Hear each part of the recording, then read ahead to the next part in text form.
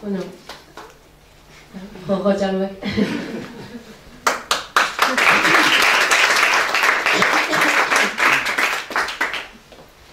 Bueno, egun ondan hori, hanek oso ondo kontatu dugu, oin arte prozesu guzti hau zelan izan dan.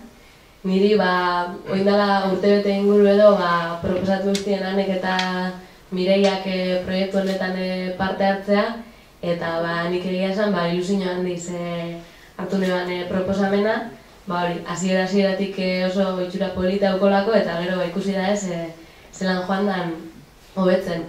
Orduan, niretzako, hor dagozan beste idazleekin liburu bat partekatzea, oso aukera polita izan zen, ez? Ez dakit izan ni beti ukiot idazteko zaletasuna, baina beti nahi izan dut, beti izatenea, liburu potoloak eta letra askodunak idatzi barik, nik nahi nebazela egin ipuinak eta marrazki askorekin, ez?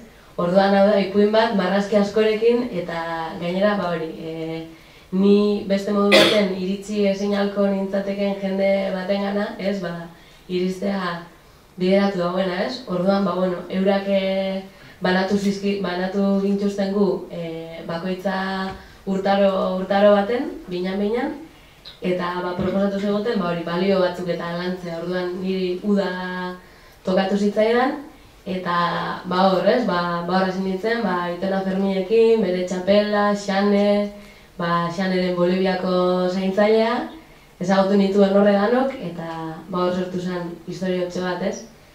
Eta, handik ia urte betera, bueltan jaso nebanean ipuin hori eta CD hori, opari bat jasotzea izan zen niretzako, egia esan nik edez neban ezagutzen mundu hau, eta, oso gauza polita sortu dela usteot.